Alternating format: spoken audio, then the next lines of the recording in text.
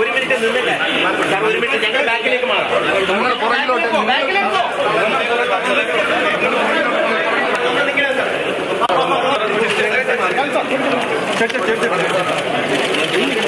ധനമന്ത്രി K N. Balagopal budget അവതരണത്തിനായി നിയമസഭയിലേക്ക് എത്തിയിരിക്കുന്നു. അദ്ദേഹത്തിന്റെ വസതിയിൽ നിന്നും പുറപ്പെട്ട 10-ാം നമ്പർ കാറിൽ ഇതാ നിയമസഭയിൽ എത്തിയിരിക്കുന്ന ദൃശ്യങ്ങളാണ് പ്രേക്ഷകർ കണ്ടത്. ഇന്ന് 9 മണിക്കാണ് കൃത്യം. ഇനി ഏതാനും നിമിഷങ്ങൾ മാത്രമേ ബാക്കിയുള്ളൂ. അപ്പോഴാണ് ബജറ്റ് അവതരണം. നമ്മുടെ റിപ്പോർട്ടർമാരെല്ലാം തത്സമയം എല്ലാ വിശേഷങ്ങളും വാർത്തകളും പങ്കുവയ്ക്കാനായി ഒപ്പം ചേരുന്നുണ്ട്.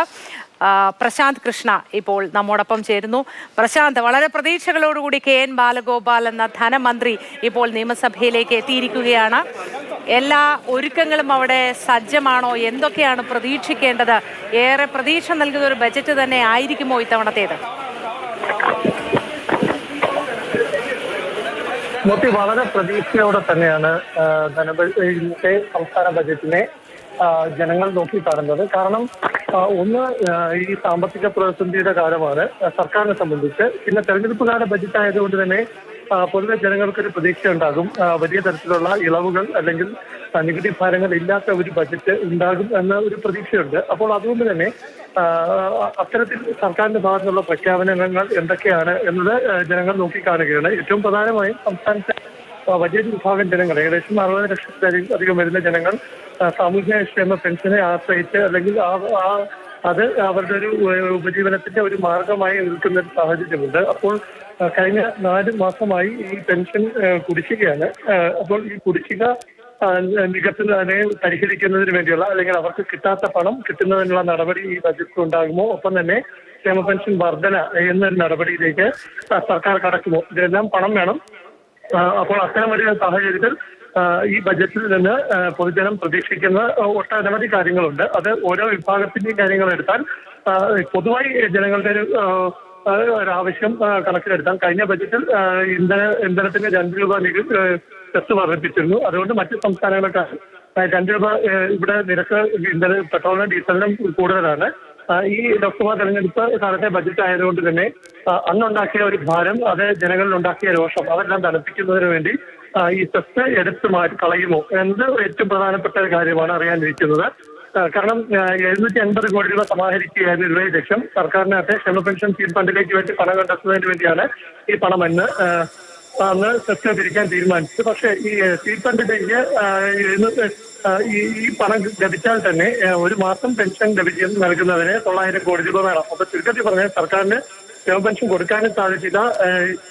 ഇതുവഴി ഈ 2 രൂപ സെസ് ഏർപ്പെടുത്തിയത് വഴി വലിയ തോതിൽ ഒരു നാണക്കേടുമുണ്ടായി. ഇന്ധന വിലയ്ക്ക് വർധനയ്ക്ക് വഴിയൊരുക്കി. മാത്രമല്ല സർക്കാർ ഈ ഇന്ധന സെസ് ഇവിടെ ഏർപ്പെടുത്തിയതുകൊണ്ട് തന്നെ പൊതുവെ ഈ അന്തർ സംസ്ഥാന യാത്ര നടത്തുന്നവരെല്ലാം കേരളത്തിന് പുറത്തു നിന്ന് ഇന്ധനം നിറയ്ക്കുന്ന ഒരു സാഹചര്യമെല്ലാം ഉണ്ടായി. പൊതുവെ അത് വരുമാനത്തിൽ പ്രതീക്ഷിച്ചത്ര വരുമാനം നേട്ടം വിളിച്ച് ഉണ്ടാക്കിയുമില്ല എന്നതാണ് ആകെ വിലയിരുത്തിയപ്പോൾ സർക്കാർ മനസ്സിലാക്കുന്നത്. അപ്പോൾ എന്തായാലും ഇതെല്ലാം പ്രധാനമാണ്. ധനമന്ത്രി ഇന്നിപ്പം അദ്ദേഹത്തിന്റെ ഔദ്യോഗിക വസതിയിൽ നിന്ന് ബജറ്റ് അവതരണത്തിനായി ഇവിടേക്ക് നിയമസഭയിലേക്ക് ഇറങ്ങും മുൻപ് പറഞ്ഞ വാർത്തകൾ പ്രധാനമാണ്. എല്ലാ വിഭാഗം ജനങ്ങളെയും തൃപ്തിപ്പെടുത്താനുള്ള നടപടി ഉണ്ടാകും എന്നതാണ്. ഏതായാലും ഒരുപാട് വെല്ലുവിളികളുള്ള ഒരു ബജറ്റ് അവതരണം, ബജറ്റ് പ്രസംഗം തന്നെ ആയിരിക്കും ഇത്തവണ ധനമന്ത്രിക്ക് നേരിടേണ്ടി വരുന്നത് എന്ന കാര്യത്തിൽ യാതൊരു സംശയമില്ല. അതായത് ഒന്ന്, സാമ്പത്തിക പ്രതിസന്ധി അതിരൂക്ഷമായ ഒരു സാഹചര്യമുണ്ട്. പിന്നെ തെരഞ്ഞെടുപ്പ് അടുത്തിരിക്കുന്നു.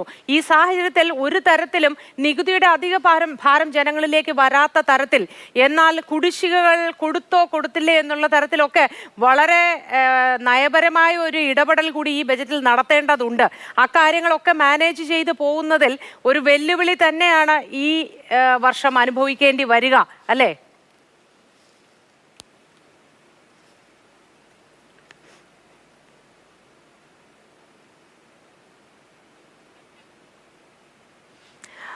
പ്രശാന്ത് കൃഷ്ണയുടെ ടെലിഫോൺ ബന്ധത്തിൽ തകരാർ സംഭവിച്ചിരിക്കുന്നു.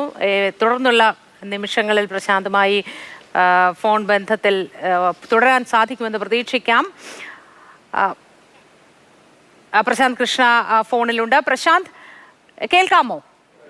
അതായത് ഞാൻ ചോദിച്ചത് ഒരുപാട് വെല്ലുവിളികളുള്ള ഒരു ബജറ്റ് തന്നെ ആയിരിക്കും ഇത്തവണ. കുടിശ്ശികകൾ ഒരുപാടുണ്ട്. DA കുടിശ്ശിക, പെൻഷൻ കുടിശ്ശിക, ശമ്പള കുടിശ്ശിക അടക്കമുള്ള ഒരുപാട് കുടിശ്ശികകൾ, ക്ഷേമ പെൻഷന്റെ കുടിശ്ശികയുണ്ട്. ഇതിൽ എന്തെങ്കിലുമൊക്കെ ഒരു നീക്കുപോക്ക് ഇത്തവണ ഉണ്ടാവേണ്ടത് അത്യാവശ്യമാണ്. കാരണം അത്തരത്തിലുള്ള ആക്ഷേപങ്ങൾ നിരവധിയായി വന്നുകൊണ്ടിരിക്കുന്ന ഒരു സന്ദർഭമാണിപ്പോൾ. മാത്രവുമല്ല, കടുത്ത സാമ്പത്തിക പ്രതിസന്ധിയിലാണ് സംസ്ഥാനം മുന്നോട്ട് പോകുന്നത്. ഈ സാഹചര്യങ്ങളിലൊക്കെ ഒരുപാട് വെല്ലുവിളികളുള്ള ഒരു ബജറ്റ് തന്നെ ആയിരിക്കില്ലേ ഇത്തവണ? വലിയ വെല്ലുവിളികൾ സർക്കാർ നേരിടുന്നുണ്ട്. കാരണം ജീവനക്കാരുടെ കാര്യമെടുത്താൽ 6 ഗഡു കുടിശ്ശിക, DA കുടിശ്ശിക നൽകാനുണ്ട്. കേന്ദ്ര സർക്കാർ ആകട്ടെ ഈ ബജറ്റിൽ 4% കുടിശ്ശിക DA വർധനവും വരുത്തിയിട്ടുണ്ട്. അപ്പോൾ സംസ്ഥാനത്തെ സംബന്ധിച്ച്, സംസ്ഥാന ബജറ്റ് തയ്യാറാക്കുന്ന ധനമന്ത്രിയെ സംബന്ധിച്ച് വലിയ വെല്ലുവിളി ഒന്ന് DA വർദ്ധിപ്പിക്കുക എന്നതിലുപരി സംസ്ഥാനത്തെ സർക്കാർ ജീവനക്കാർ ആവശ്യപ്പെടുന്നത് DA കുടിശ്ശിക നൽകുക എന്നതാണ്. മുഴുവൻ DA കുടിശ്ശിക കൊടുത്തു തീർക്കാനുള്ള ഒരു സാഹചര്യം അത് ഹൈക്കോടതി പറഞ്ഞിട്ട് പോലും അതിനനുകൂലമായ ഒരു സാഹചര്യം, സാമ്പത്തിക സാഹചര്യം സംസ്ഥാനത്തില്ല.